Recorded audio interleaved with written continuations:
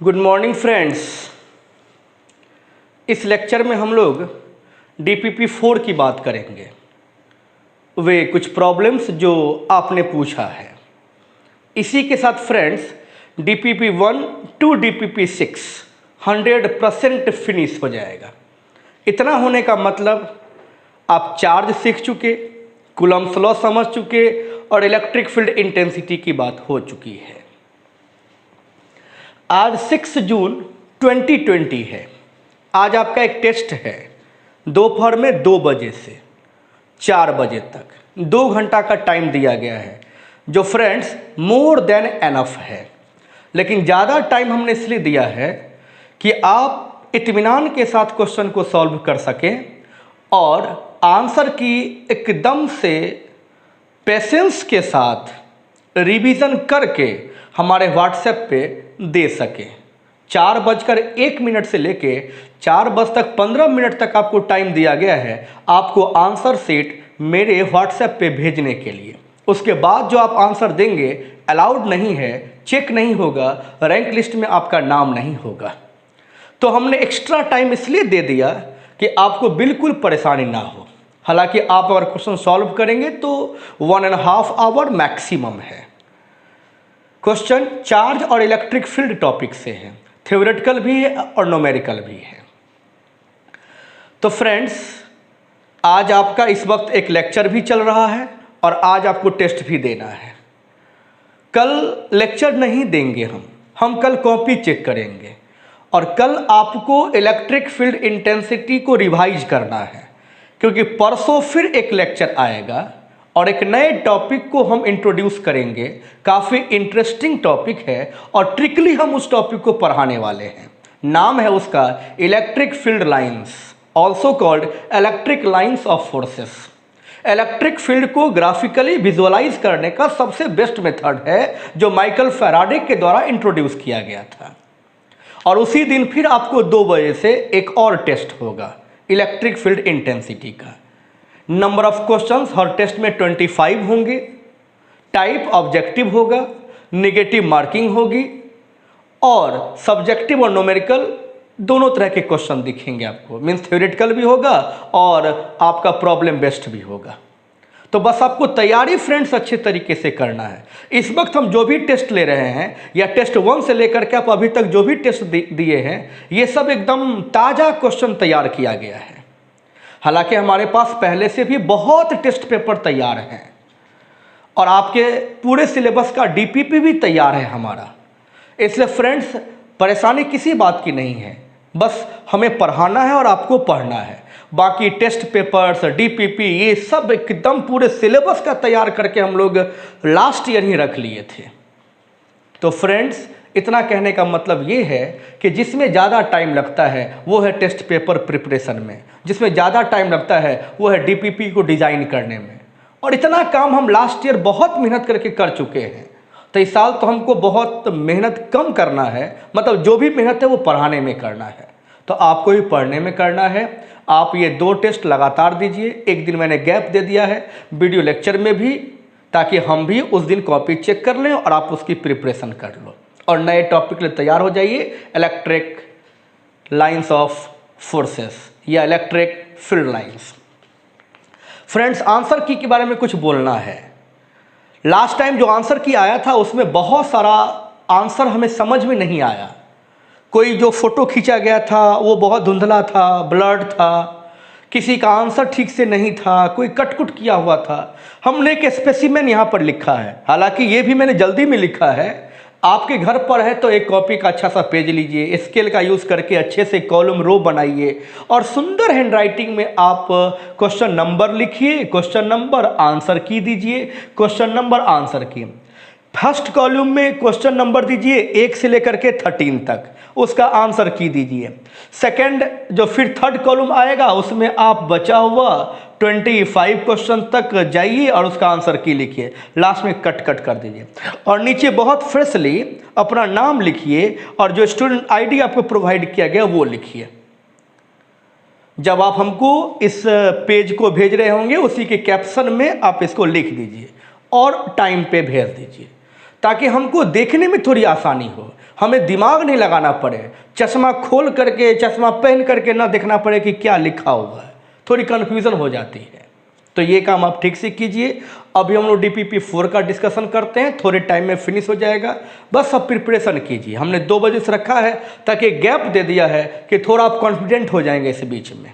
तो आज लेक्चर है, DPP-6 तक समाप्त हो जाएगा।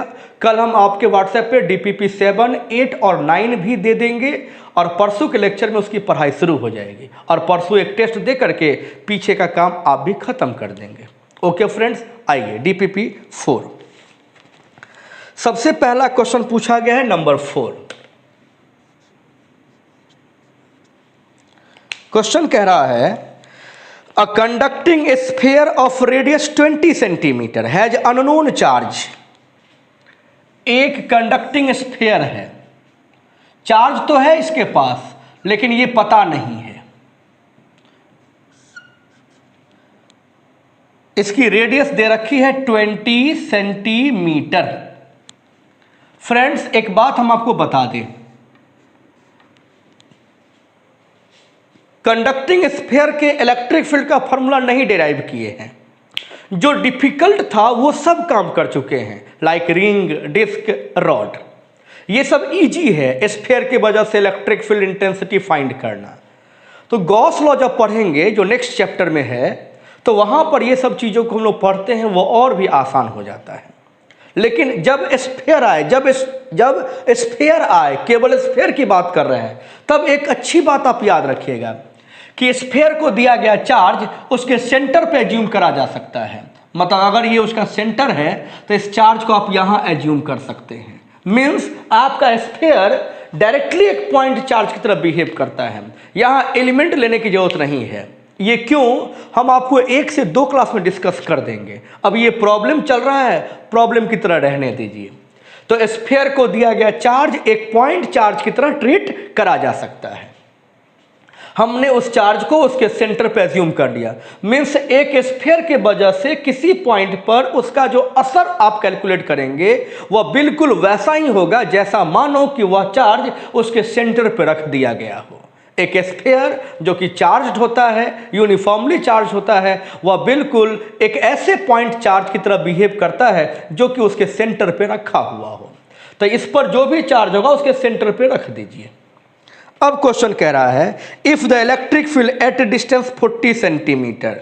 हाँ फ्रेंड्स, इस क्वेश्चन में जो 40 सेंटीमीटर लिखा हुआ है ये आपका गलत प्रिंटिंग है, ये भी 20 सेंटीमीटर ही है। हाँ, अगर 40 सेंटीमीटर पे बना लीजिए तो कोई प्रॉब्लम नहीं है, लेकिन आपको अपने ऑप्शंस में से कोई मिलेगा नहीं। 40 सेंटीमीटर को 20 सेंटीमीटर कर दीजिए, आपको जो राइट ऑप्शन है वो आपको दिख जाएगा। ये क्वेश्चन का प्रिंटिंग मिस्टेक कह सकते हैं। तो यहां से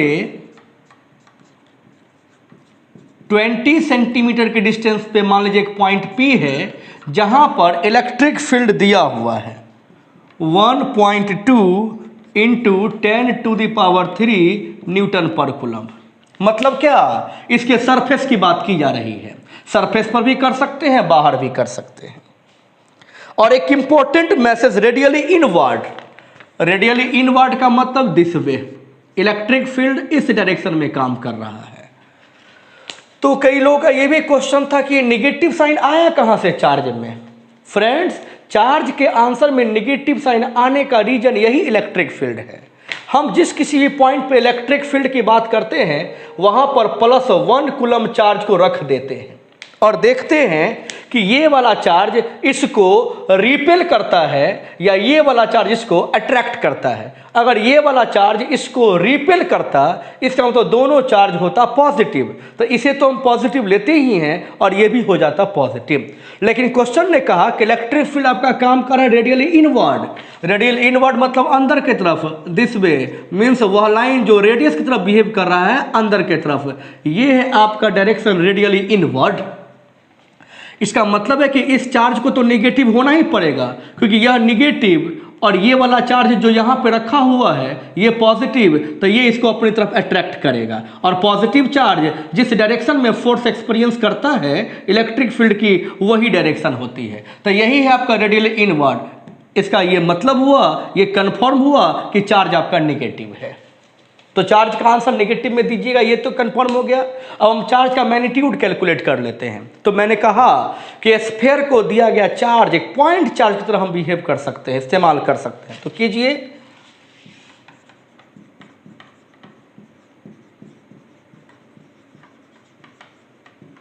फॉर पॉइंट चार्जेज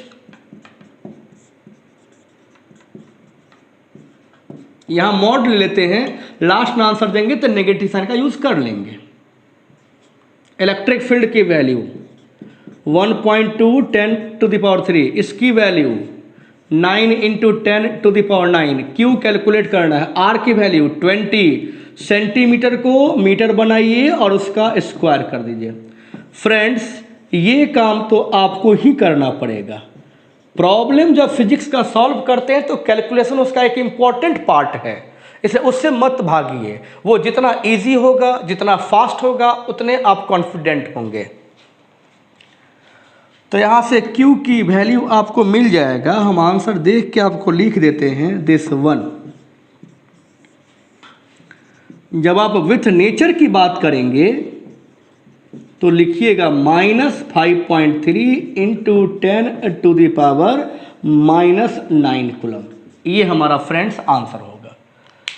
तो क्वेश्चन नंबर 4 आप समझ गए होंगे। 5 में आइए, 5 भी पूछा गया है। An air drop of 10 excess electrons is held stationary under a constant electric field of 3.65 × 10⁴ Newton per coulomb. In Millikan's oil drop experiment, the density of oil is 1.26 gram per centimeter cube.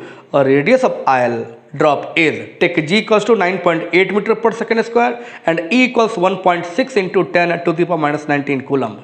Friends, question आपके पास होगा, आप उसको पढ़िए। हमने फटाफट पढ़ लिया है, अब हम उसका डिस्कशन करते हैं।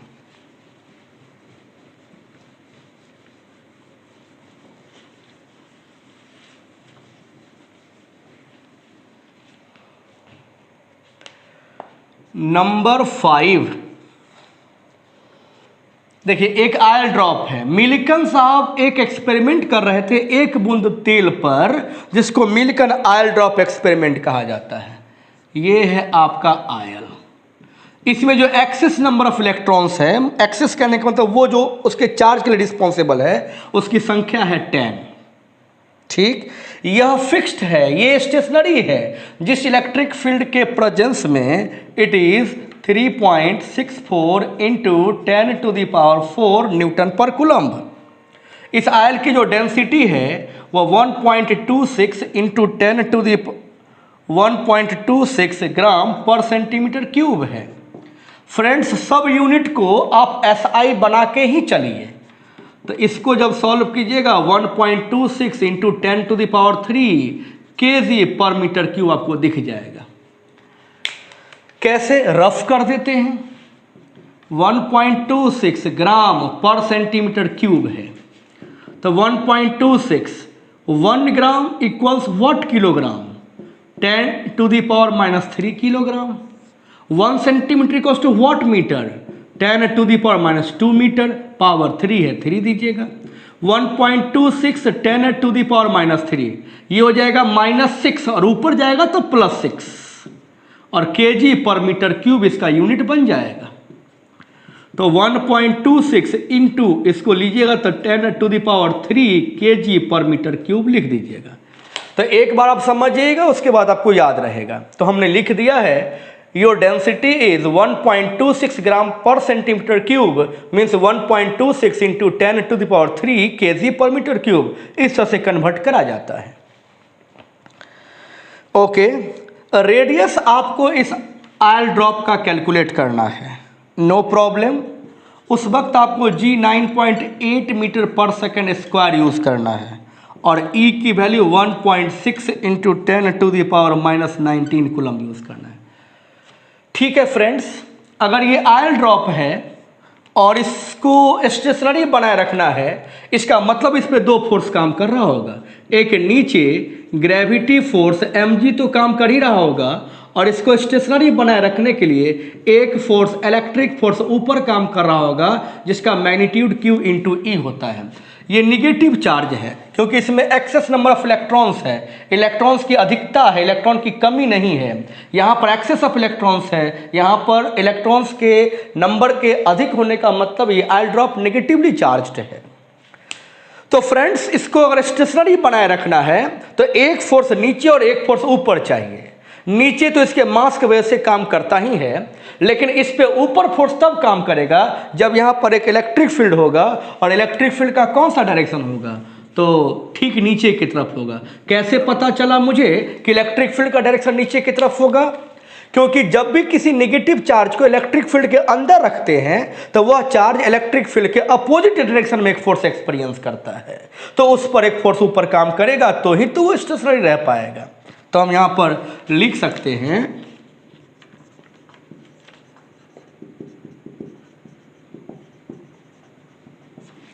For equilibrium Q E equals to M G. अब यहीं पर ठीक से देखिएगा, क्यू क्वांटाइजेशन सीखे हैं, एन ई इंटू ई मास, हमें इसका रेडियस भी कैलकुलेट करना है और मुझे मास डायरेक्टली नहीं गिवन इस चार्ज पार्टिकल का, ये जो भी चार्ज है उसका मुझे नहीं मालूम है कि कितना होता है उसका मास, लेकिन हम मास निकाल भी सकते हैं। हमारे पास एक कॉन्सेप्ट है, क्या? Density equals mass by volume, mass equals density into volume. Density directly given है दिस वन, और वॉल्यूम हमने जो ड्रॉपलेट एज्यूम कर रखा है वह ड्रॉपलेट को हमेशा स्फेरिकल इन शेप माना जाता है। 11th के सरफेस टेंशन चैप्टर में पढ़ते हैं, जो रेन ड्रॉप्स होती है, जो पानी की छोटी छोटी बूंदें होती है, वो हमेशा स्फेरिकल इन नेचर होती है ड्यू टू सरफेस टेंशन। वो रीजन वहाँ हम लोग डिस्कस किए होंगे। 4/3 पाई आर क्यूब, आप मास को इतना लिख सकते हैं, तो लिख दीजिए rho 4/3 pi R cube into G. अब आप देख रहे हैं कि केवल डेटा पुट करके कैलकुलेशन को सॉल्व करने की जरूरत है। n 10, e 1.6 minus 19, capital E 3.65 into 10 to the power 4 equals density 1.6 10 to the power 3, 4 pi की वैल्यू 3.14, नीचे 3 है लिख देंगे, और इंटू जी 9.8। फ्रेंड्स, कैलकुलेशन है, इससे मत भागिए, ये हम पे मत छोड़िए। सॉल्व करने के बाद आपको जो रिजल्ट है श्योरली वो रिजल्ट आपको मिलेगा 1.1 into 10 to the power -6 metre. तो जब ये कहानी सॉल्व हो गई, आपने हमसे क्वेश्चन नंबर 6 भी पूछा है, जितना क्वेश्चन पूछिए कोई प्रॉब्लम नहीं है।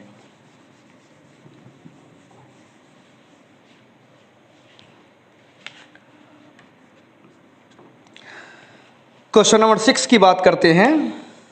The electric field that can balance an electron of mass 3.2 into 10 to the power -27 kg is.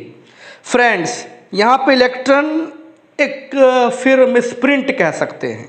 Electron का मास तो इतना होता ही नहीं है, इलेक्ट्रॉन का मास होता है 9.1 into 10 to the power -31 kg, लेकिन यहाँ मास दिया 3.2 into 10 to the power -27 kg। ये ड्यूटेरोन का मास होता है। ड्यूटेरोन ये कौन है? यह एक पार्टिकल है जिसका मास 2 प्रोटॉन के बराबर और जिस पे चार्ज 1 प्रोटॉन के बराबर होता है। तो जब मास की बात करी जाएगी तो प्रोटॉन का डबल कर दीजिएगा आप। प्रोटॉन का mass 1.6 into 10 to the power 27 kg। तो ये जो पार्टिकल है इसका मास दिया हुआ है 3.2 into 10 to the power -27 kg। तो ये ड्यूटेरोन है। इलेक्ट्रॉन के टर्म को आप रिप्लेस कर दीजिएगा ड्यूटेरोन से, और कह रहा है कि इसको बैलेंस करने के लिए जो इलेक्ट्रिक फील्ड चाहिए वो कितना है। तो फ्रेंड्स, इस पे डाउन साइड एक फोर्स काम करेगा mg, और ये ड्यूटेरोन आपका पॉजिटिवली चार्ज पार्टिकल होता है, तो इस पे एक फोर्स आपका अप साइड काम करेगा Q इंटू ई। इसका मतलब है कि इलेक्ट्रिक फील्ड भी अप साइड ही काम करेगा, क्योंकि पॉजिटिव चार्ज जिस फील्ड में फोर्स एक्सपीरियंस करता है वह फोर्स और फील्ड सेम डायरेक्शन में होता है। तो आपका फोर्स अगर इधर चाहिए इसको बैलेंस करने के लिए तो फील्ड भी उधर ही होगा, बट कितने मैग्नीट्यूड का। तो कह सकते हैं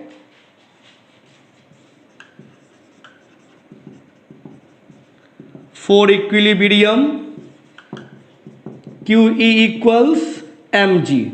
Q means charge of deuteron, एक प्रोटॉन के बराबर 1.6 minus 10 to the power 19। E electric field calculate करना है, mass 3.2 into 10 to the power minus 27 kg, दो प्रोटॉन के बराबर, और G 9.8।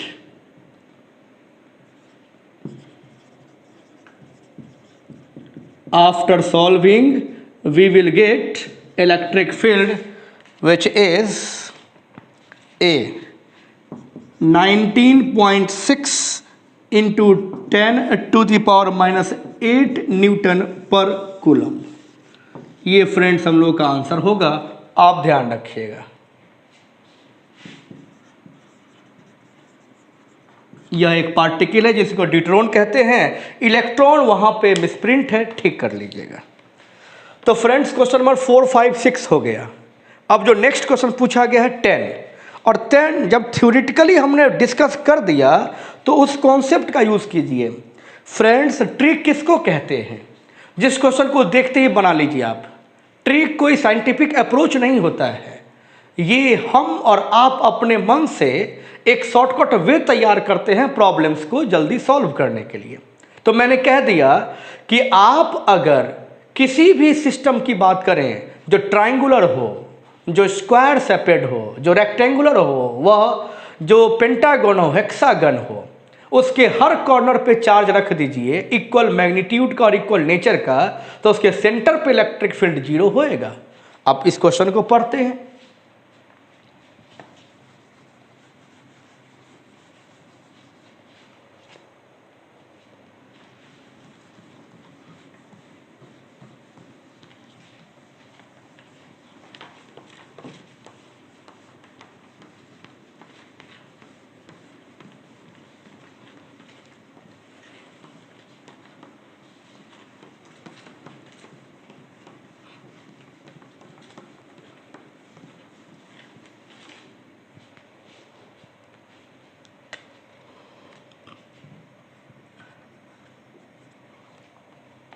Five equal charges each of value Q,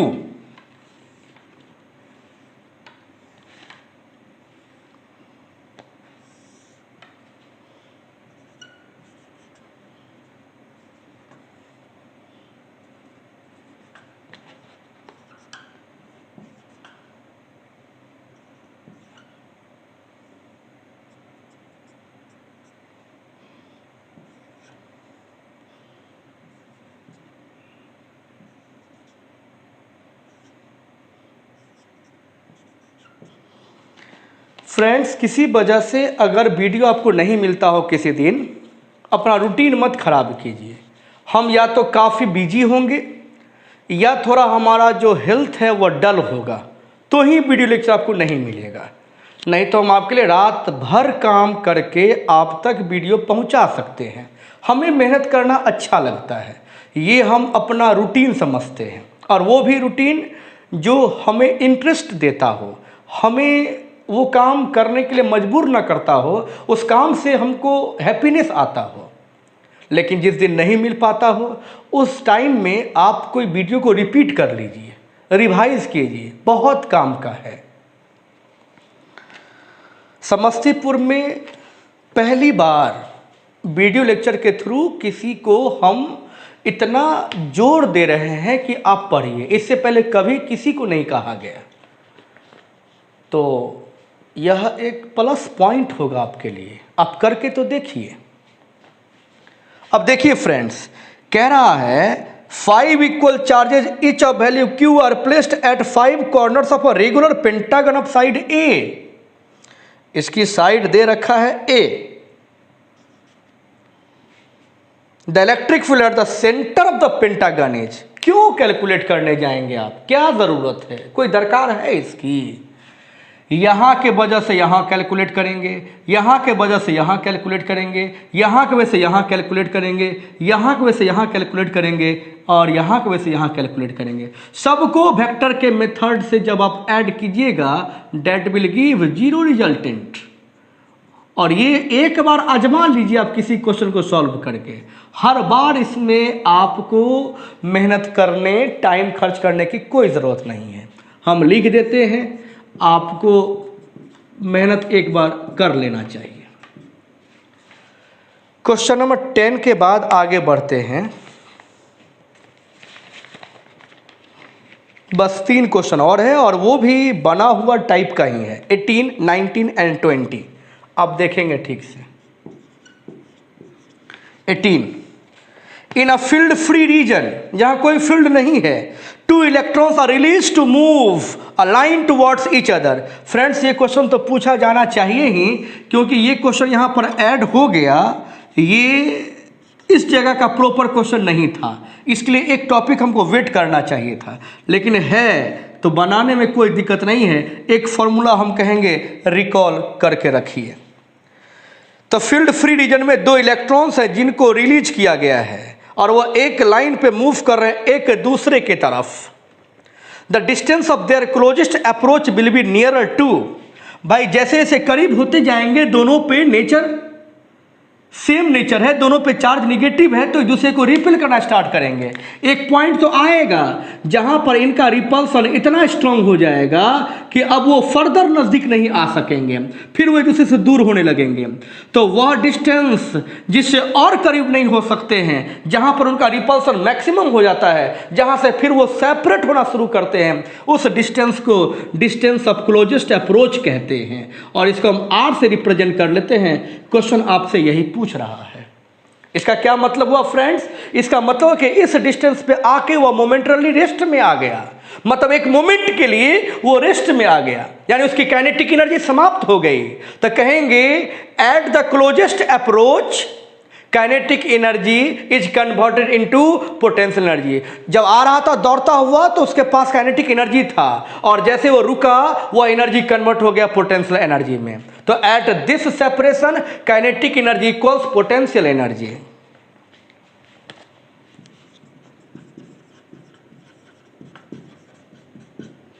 eight closest approach, हमसे क्लोजेस्ट अप्रोच ही पूछा जा रहा है क्वेश्चन नंबर 18। तो kinetic energy equals potential energy. Kinetic energy इसका हाफ mv², इसका half mv²।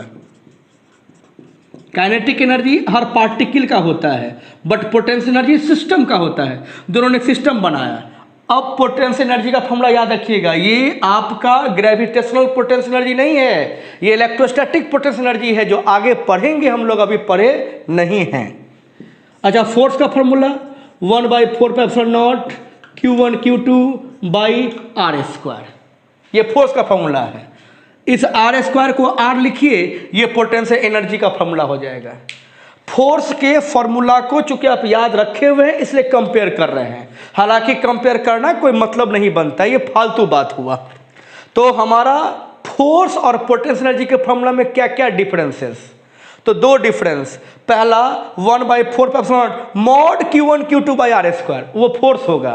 Potential energy 1/4πε0 Q1 Q2, mode नहीं, जो चार्ज निगेटिव होगा तो नेगेटिव साइन यहां पर पुट करना होगा by R। This is expression for potential energy. अभी याद रखिए, याद रख सकते हैं ना, यूज कीजिए। Half mv², half mv² friends, mv², 1/4πε0 Q1 Q2 R²। अच्छा, कई लोगों का वीडियो लेक्चर्स देखते हैं हम, और वो क्या भाषण देते हैं, फ्रेंड्स हम ऐसा पढ़ाएंगे कि आपको बिल्कुल क्लासरूम वाली फीलिंग्स होगी।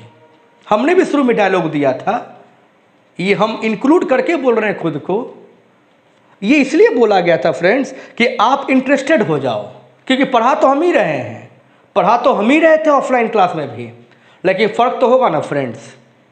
अकेले हैं, इस कैंपस में कोई नहीं है, मेरे सामने एक कैमरा लगा हुआ है, उसको देख देख करके बोलना है, उसमें कभी आपकी छवि आती है, कभी उनकी छवि आती है, कभी उनकी छवि आती है, कोई बोलता नहीं है। हम जब क्लास लेते थे तो आपको याद होगा, हमें बहुत सारे लोगों का नाम लेना आदत था, इशारा करते थे, उनसे कुछ पूछते थे। अब कौन बैठा हुआ है, किसका नाम ले ले बिना मतलब का, किसकी तरफ इशारा करें, 1 मिनट हम किसके लिए रुके? तो थोड़ा सा तो ट्यूनिंग में फ़र्क होगा। यहाँ हम ज़बरदस्ती नाचने कूदने नहीं ना लगेंगे, हुआ नहीं ना करने लगेंगे। भाई एक सिस्टम है, फिजिक्स है, आपके घर तक पहुँचाना है, तो बहुत बात है। क्लासरूम के अंदर एक ह्यूमरस माहौल भी बनता है आपके वजह से, आपके फ्रेंड्स के वजह से। यहाँ हम अकेले हैं, अकेले में ही कर देंगे, पागल होगा वो, ऐसे अपने आप से कुछ भी नहीं होता। तो इसलिए आपको फीलिंग्स वो समझना है कि मेरे टीचर उस जो माहौल में पढ़ाते थे, कंटेंट तो वही है, लेकिन कंटेंट जो डोनेट करते थे, उस डोनेशन में थोड़ा आपका भी कंट्रीब्यूशन होता था। आप थोड़ा हाथ बढ़ाते थे, हम थोड़ा हाथ बढ़ाते थे, और मेरे हाथों से आप छीन लिया करते थे, वो माहौल था। अब हम हाथ बढ़ाते हैं तो लेंस के पास जाता है, आपका हाथ बढ़ रहा है कि नहीं बढ़ रहा है हमको पता भी नहीं चलता है। लेकिन अगर इस जगह पर आप बैठा लीजिएगा कि मुझे लेना है उसी तरीके से जैसा कि टीचर देना चाहते थे और जो कि हमारे ज़रूरत का है, तो फिर वो क्रिएट हो सकता है। लेकिन ऐसा हम दावा कर दे कि आपको वही फीलिंग क्रिएट करवाएंगे और वो मेरे अकेले से हो जाएगा, आप कुछ ना करो, तो मुमकिन नहीं है फ्रेंड्स। अब mv² equals to 1/4 Q1 Q2/r data put कर देते हैं। मास इलेक्ट्रॉन का 9.1 इंटू 10⁻⁻31 kg। वेलोसिटी, भाई अब आप हमको बतलाइए कि इसकी वेलोसिटी कितनी गिवन है? 10⁻6। क्या करना पड़ेगा इसका? स्क्वायर, क्योंकि यहां पर भी स्क्वायर है, इक्वल्स 1/4 की value 9 into 10⁻9 into charge 1 charge 2, दोनों तो इलेक्ट्रॉन ही है भाई, तो माइनस ई लिखना चाहिए था हमको, तो माइनस और माइनस प्लस, तो हम सिर्फ E² लिख सकते हैं अपॉन आर। यही आर आपको कैलकुलेट करना है फ्रेंड्स। बस अब आप सॉल्व कर लीजिएगा। क्या 9.1 10⁻³ 10⁻12 9 इंटू 10⁻9 1.6 इंटू 10⁻19 का स्क्वायर अपॉन आर हम लिख देते हैं फ्रेंड्स।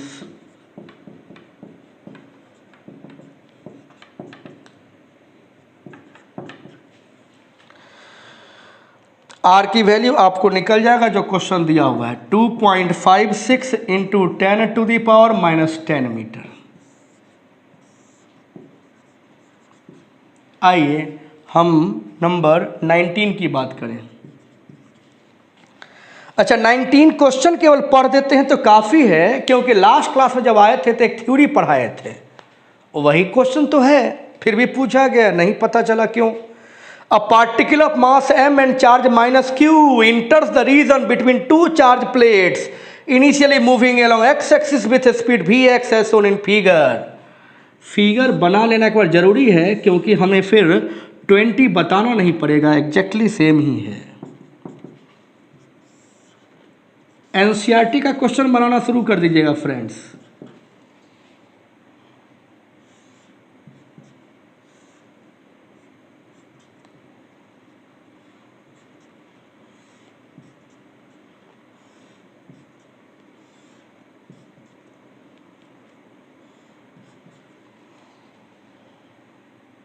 ये फिलामेंट है, source of charge particles, source of electrons कह सकते हैं आप,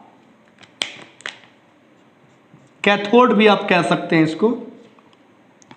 देखिए यहाँ पे एक निगेटिव चार्ज पार्टिकल है, ये उसका सोर्स कह सकते हैं। इलेक्ट्रिक फील्ड डाउनवर्ड है, तो ये फोर्स एक्सपेंस करेगा अपवर्ड, तो ये कुछ इस तरीके से मूव करेगा, और आपको पता है कि ये पैराबोलिक पाथ कवर करेगा हुआ, और जो डेविएशन होएगा दिस, इसको y से रिप्रेजेंट करेंगे आप। कुछ जो एंगल बन रहा था वो थीटा वोटा आपका दिया हुआ है, फिगर में सब क्लियर है। हम आपके फिगर जो आपके डीपीपी है बस वही लिख रहे हैं। अब कह रहा है कि एक पार्टिकल जिसका मास m है पार्टिकल जिसका चार्ज माइनस क्यू है, वह दो प्लेट जो इलेक्ट्रिक फील्ड तैयार कर रखा है उसके बीच में उसको प्रोजेक्ट करा गया है। इनिशियली उसकी वेलोसिटी एक्स डायरेक्शन में एक्स थी, प्लेट का लेंथ एल है, इलेक्ट्रिक फील्ड दोनों प्लेट के बीच यूनिफॉर्मली मेंटेन किया हुआ है। तो जो वर्टिकल डिफ्लेक्शन हुआ आपके इस पार्टिकल में फार एज पे यानी कि इलेक्ट्रिक फील्ड के इंड पॉइंट पे वाई, वो कितना होगा। तो फ्रेंड्स इसको डन लिखने में कोई प्रॉब्लम नहीं है, क्योंकि इस वाई के लिए तो हम लोग प्रॉपर डेरिवेशन किए थे। और आप जाके याद कीजिए, एग्जैक्टली ये मिलेगा जो इस वक्त आपका आंसर दिख रहा है। हमको लिख देना ही ज़्यादा बेहतर लगता है, क्योंकि वीडियो में टाइम क्यों खर्च किया जाए जब सेम वीडियो बना हुआ है। हो सकता था हम क्लास में पढ़ाते और उस दिन आप एब्सेंट रहते, तब तो वो चला गया, हवा में चला गया मेरी बात। लेकिन वीडियो रिकॉर्डेड है, आप जाके इससे पहले का वीडियो देखिए, आपको मिल जाएगा। तो फिर दोबारा हम आप क्यों टाइम खर्च करें, कोई ज़रूरत नहीं है। 20 नंबर क्वेश्चन को तो इस देख लीजिए। Take the particle in question number 19 an electron projected. इस पार्टिकल के रूप में आप इलेक्ट्रॉन का स्टडी कीजिए। इसी क्वेश्चन में इसको एक इलेक्ट्रॉन मान लीजिए, मान लिया, जिसकी इनिशियल वेलोसिटी है 4 × 10⁻⁶ मीटर पर सेकेंड। मान लिया इलेक्ट्रिक फील्ड जो डेवलप किया हुआ है इन दोनों प्लेट के बीच वो है 8.2 × 10⁻² न्यूटन पर कूलम। चलिए ये भी मान लिया। और दोनों प्लेट के बीच का जो सेपरेशन है वो है आपका 1 सेंटीमीटर। फ्रेंड्स यहाँ देखिए, इन दोनों प्लेट के बीच का सेपरेशन है 1 सेंटीमीटर। दोनों प्लेट के बीच का सेपरेशन है 1 सेंटीमीटर। और हम लोग इस वक्त रिफरेंस एक्सिस बीच में माने हैं, तो ये है हमारा y। तो दोनों प्लेट के बीच का डिस्टेंस अगर 1 सेंटीमीटर है, हमारे फॉर्मूला में y चाहिए, y की नीड है, तो y कितना हो जाएगा। टोटल 1 सेंटीमीटर, ये हाफ डिस्टेंस है, तो 1 सेंटीमीटर बाई 2, 1/2, और सेंटीमीटर को मीटर बनाएगा 10⁻⁻² से मल्टीप्लाई कीजिएगा, 1/2 हो जाएगा 0.5 × 10⁻²। इसको लिख सकते हैं आप 5 × 10⁻³ मीटर। तो y आपके लिए बहुत इंपॉर्टेंट था इस क्वेश्चन में, जो मैंने बतला दिया। अब कह रहा है कि आपका इलेक्ट्रॉन जो उसके अपर इंड को हिट करता है तो किस डिस्टेंस पे जाके, मीन्स l, आपके क्वेश्चन का l पूछ रहा है। तो फ्रेंड्स 2-4 मिनट की और बात है, आप देख लीजिए यहाँ पे l कैसे कैलकुलेट करेंगे आप।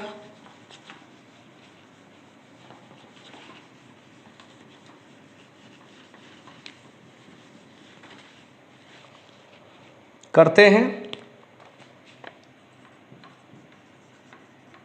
हमारे पास फार्मूला है y = q × e × L² 2mvx²।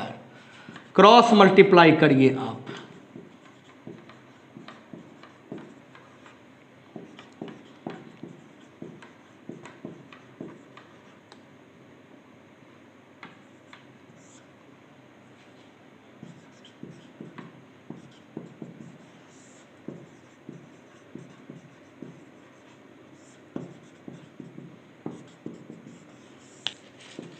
Mass of electron 9.1 10⁻³ kg। Speed is 4 × 10⁻⁶²। y 5 × 10⁻³ charge electron है 1.6 - 19। Electric field 8.2 × 10⁻²। अब आगे का काम तो आप कर लेंगे। L equals how much, 3.3 centimetre. 3.3 centimetre है, मीटर में आंसर आएगा, सेंटीमीटर कर लीजिएगा। फ्रेंड्स इस तरीके से हमने वीडियो लेक्चर्स में जो भी पढ़ाया है एकदम डिटेल से पढ़ाया है। जो जो क्वेश्चन आपने हमसे पूछा मैंने बता दिया। अब मेरा 3 टॉपिक समाप्त हो गया, charge, Coulomb's law, electric field intensity, और 6 डीपीपी खत्म कर चुके हैं। कल हम 7, 8, 9 डीपीपी प्रोवाइड करेंगे। और परसों के क्लास में, यानी कल क्लास नहीं होगा, परसों क्लास में इलेक्ट्रिक फील्ड इंटेंसिटी का दूसरा method electric field intensity first method था इलेक्ट्रिक फील्ड को समझने का। अब दूसरा मेथड इलेक्ट्रिक फील्ड लाइंस पढ़ेंगे, फिर तीसरा मेथड इलेक्ट्रिक पोटेंशियल पढ़ेंगे। हम इलेक्ट्रिक फील्ड जब शुरू किए होंगे तो बताए होंगे इलेक्ट्रिक फील्ड को 3 मेथड से डिस्क्राइब किया गया है, by vector method, by scalar method and by graphical method. तो वेक्टर मेथड था इलेक्ट्रिक फील्ड इंटेंसिटी, कंप्लीट हो चुका। अब ग्राफिकल मेथड डिस्कस करेंगे इलेक्ट्रिक फील्ड लाइंस या इलेक्ट्रिक लाइंस ऑफ फोर्सेस, और फिर हम लोग डिस्कस करेंगे स्केलर मेथड जिसको इलेक्ट्रिक पोटेंशियल कहते हैं। चलते चलते एक फ्रेंड्स एक बात कहना है, आप फिजिक्स के पॉइंट ऑफ व्यू से कभी मायूस मत होइए। अच्छे स्टूडेंट्स की तो मायूसी कभी दिखी ही नहीं, लेकिन 1-2 स्टूडेंट्स हैं जिनका मैसेज आता है जिनको हम पहचानते भी नहीं, उनका आईडी भी नहीं बना हुआ है, वैसे स्टूडेंट्स को बहुत तड़पते हुए देखते हैं। पता नहीं उनका 11th कहाँ पढ़ा हुआ है, या फिर हमारे यहाँ ही पढ़ा हुआ है तो कैसा पढ़ा हुआ है, क्योंकि हम उनको एकदम नहीं जानते हैं। उनका रिस्पॉन्स में बहुत जल्दी नहीं ले पाते हैं, क्योंकि वो कभी पूछते हैं कि कौन सा चैप्टर पढ़ा रहे हैं, वो कभी पूछते हैं कि करंट इलेक्ट्रिसिटी कब शुरू कीजिएगा, मतलब सनका हुआ है वो। आपसे ये रिक्वेस्ट करेंगे कि आप अगर हम पे ट्रस्ट करते हैं, सब कुछ भूल जाइए, मायूस मत होइए, मायूस मत कीजिए। एग्जामिनेशन जब भी होगा उससे पहले आपको जो सिलेबस गवर्नमेंट दे रखी है वो आपका अच्छे से क्वालिटी के साथ, न्यूमेरिकल के साथ, डीपीपी के साथ, टेस्ट के साथ हम समाप्त कर चुके होंगे। बस हमारे वीडियो लेक्चर्स को बेकार मत जाने दीजिए। वीडियो लेक्चर्स आपको डाउनलोड करने में या देखने में, हमको अपलोड करने में खर्च जो है मामूली ही सही, बट लगातार जब होता है तो वो भी एक बड़ा अमाउंट बन जाता है, काफ़ी खर्च है इसमें। इसकी व्यवस्था भी की गई है, उसमें भी खर्च हुआ है। तो ये सब बात हम बोल कर कुछ कहना नहीं चाहते हैं, लेकिन मेहनत तो है और वो सिर्फ आपके लिए है, तो वो दिखना चाहिए। इसलिए आप केवल और केवल ट्रस्ट कीजिए। वीडियो लेक्चर्स हम दे रहे हैं उसको पढ़िए। कभी गैप हो तो पुराना किसी वीडियो को जो बहुत ठीक से आप नहीं देख सके हों आप रिवाइज कीजिए, आलस मत कीजिए। इस वक्त आपको पढ़ना है, 2 घंटा 4 घंटा नहीं पढ़िए, रात दिन पढ़िए, और इस टेस्ट में जो आज 2 बजे से है उम्दा परफॉर्मेंस देके दिखाइए कि आप किसी से कम नहीं हैं। फिर परसों इलेक्ट्रिक फील्ड इंटेंसिटी का टेस्ट देके दिखाइए कि आप वही हैं जो हम चाहते हैं और जो उससे ऊपर कुछ हो नहीं सकता है। मेहनत कीजिए फ्रेंड्स। बात करते हैं अगले टॉपिक इलेक्ट्रिक फील्ड लाइंस के साथ। Okay, goodbye, thank you.